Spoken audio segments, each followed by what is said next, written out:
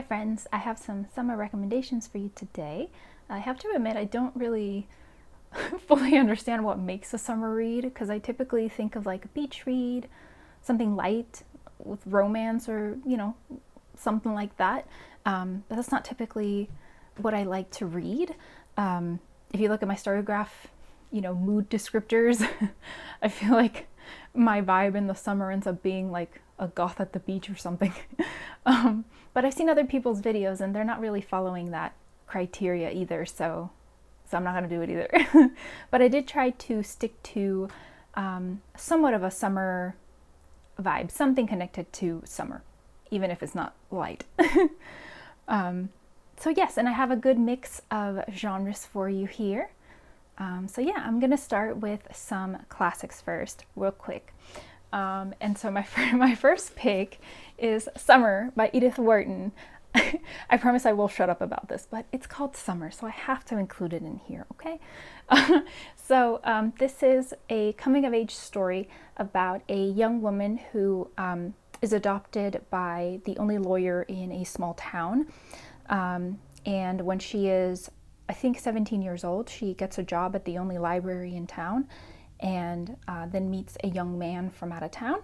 And this sets her on a path that will become her future. This starts out kind of deceivingly as a coming-of-age romance, but then unexpectedly turns pretty dark and explores really interesting questions about freedom and belonging. So that's my first pick. So my next pick is The Awakening by Kate Chopin, and this one is an early feminist novel set at the turn of the century, and it begins with a family on vacation on an island in Louisiana, and it's all about the matriarch's sexual and feminist awakening, and she goes about it very messily. She doesn't handle it very well, but we love to see it. And the last classic is going to be A Room with a View by Ian Forster. This is also a coming-of-age novel about a young woman in Edwardian England. She is vacationing in Italy when she is exposed to people that are very different from what she grew up with. And it sets her on a path to finding what it is that she wants in life and kind of questioning a lot of the expectations set on her and searching for her own idea of happiness and freedom. And there's also a really good movie adaptation of this with Helena Bonham Carter and Maggie Smith, so I recommend that as well. So the next one is a little bit hard to define genre-wise. It's categorized as horror, but I feel like it leans a little bit more mystery. But the reality is that it's very psychological. There isn't a lot of like outright violence or gruesomeness or anything like that. It definitely leans more psychological suburban horror with a big touch of mystery, I suppose. And it's A Helping Hand by Celia Dale. And this is about the Evanses, who are good Samaritans who love to lend a helping hand in taking care of older ladies. The latest older lady that they've taken care of, Auntie Flo, has just passed away, and she left them her estate in her will because she loved them and appreciated them so much. On the other hand, we have Mrs. Fingal, who is a widow living with her niece, whom she feels does not love and care for her appropriately. And when the two pairs are vacationing in Italy, they get to know each other, and after talking for a while, it becomes clear that maybe the Evanses would be the perfect solution for Mrs. Fingal. And so this, has definitely a touch of dark humor in there.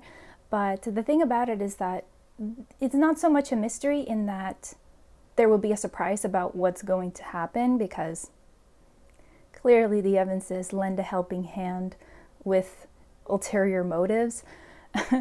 But it's more about the building tension of seeing it unfold, how it gets there. And it was very enjoyable, really heartbreaking and brutal.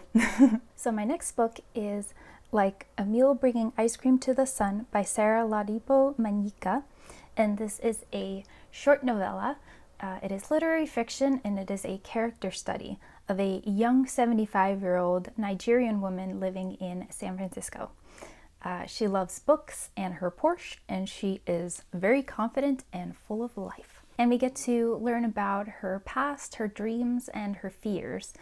She finds herself with a hip injury that really hinders her independence, and she must lean on others for help, and it also makes her consider her future as well. So this also lets us get to know some of the people that live around her and that she has known in the past. And it's just a really beautiful exploration of an older woman. I like this quote that says, "A subtle story about aging, friendship, and loss.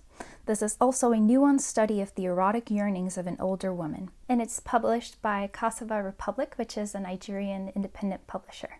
So yeah. The next one is Amy and Isabelle by Elizabeth Strout, and this one is also literary fiction.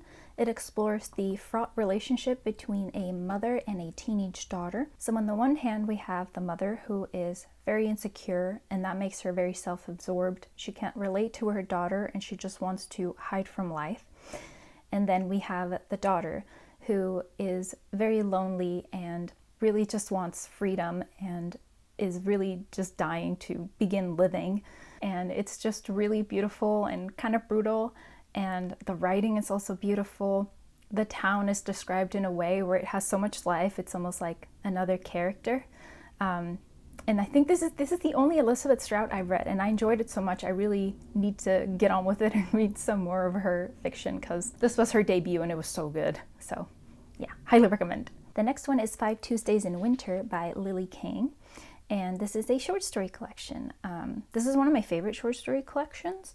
I enjoyed it more than Writers and Lovers by Lily King, and I know the title says winter, but it's the title of only one of the stories. There's actually more stories in here, and some of them are set in summer or on the coast or on vacation. So I think it's very appropriate. I really like the blurb on this. I think it's very helpful for giving a snippet of some of what's in here. And it says, "Told in the intimate voices of unique and endearing characters of all ages, these tales explore desire and heartache, loss and discovery, moments of jolting violence, and the inexorable tug towards love at all costs. A bookseller's unspoken love for his employee rises to the surface. A neglected teenage boy finds much needed nurturing from an unlikely pair of college students hired to house it.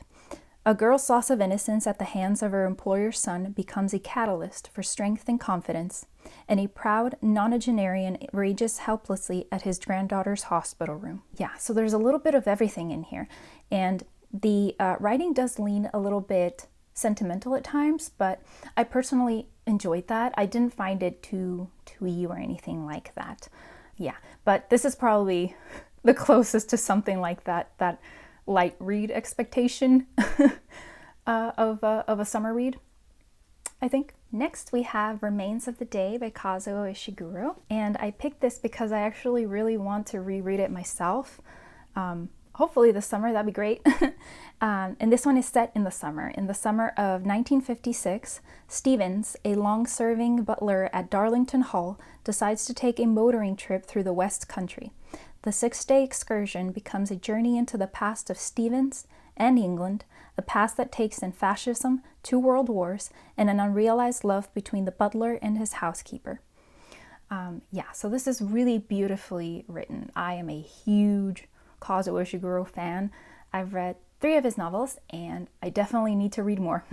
This is about a character who comes to know himself and comes to realize many things about the world and life that he didn't. It's about regret and what happens when you realize that maybe too late in life. Next, I have some autofiction. This is When I Hit You, or A Portrait of the Writer as a Young Wife by Meena Kandasami, and this was shortlisted for the Women's Prize in 2018. That's the first time I read it, and then I reread it at some other point and enjoyed it even more on a reread. So I wanted to showcase it again. I don't really hear people talking about it, so I want to talk about it because I think it's great. So this is autofiction, I think, at least in part to protect the author, because this is about a young woman who is educated, a leftist, a feminist, very strong in her beliefs and morals, who falls in love with a professor whom she believes has the same values, but then after they're married, she comes to realize that he is entirely different than she thought. And shame and societal expectations and an abusive husband keep her hostage for way longer than should have been permitted. It says, at once the chronicle of an abusive marriage and a celebration of the invisible power of art, When I Hate You is a smart, fierce, and courageous take on traditional wedlock in modern India. And she does such a great job of writing about her experience with wit and wisdom. At times she creates this distance in the writing. I think it's mentioned specifically within the text that she's like a filmmaker directing the story, and this is done so that she can have a sense of control and agency within her story in a way where as it was happening she did not feel. So yeah, highly recommend. It's really terrible word, but powerful. Okay, we are getting towards the end, and next I have a memoir.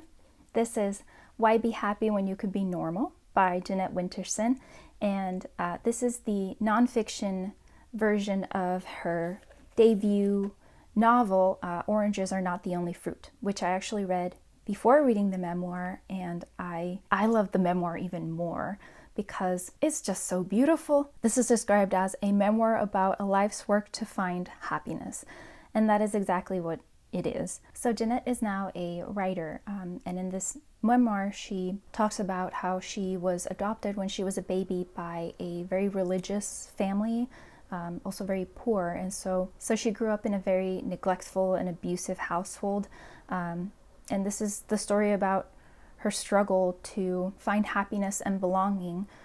She's also a queer woman, and it's just really heartbreaking, but also so full of hope. Really beautiful, really compelling, and it's one of my favorite memoirs. So yeah. Also, do you love this super cute vintage photo? That's actually her. Very fitting for the summer theme, even though it's not a light read. But okay guys, and we're down to the absolute last one, and it's going to be Inu Yasha by Rumiko Takahashi. And this is obviously a manga, and it's incredibly nostalgic for me. It was a huge favorite for me when I was a kid, the anime and then the manga. And I was watching Sura from Banzai Sura. She made a summer manga recommendations video. I will link to it. Her channel is great. She reads really varied, not just manga. But that video was so good. And when she mentioned Inu Yasha, I was like, that's me. I'm gonna read it this summer. So yes.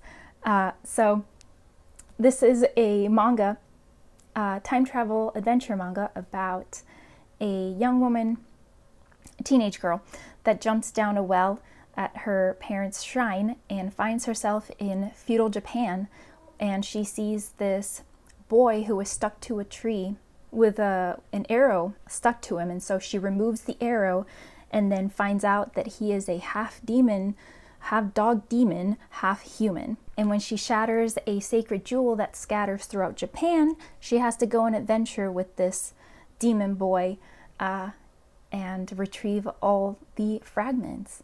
And it is a little problematic and extremely nostalgic, and I'm very excited to read it again. So that is all my picks. I hope you guys enjoyed hearing about them. I hope maybe you're interested in one of them. Please let me know if you've read any of them, if you're interested in any of them, or what you are reading this summer.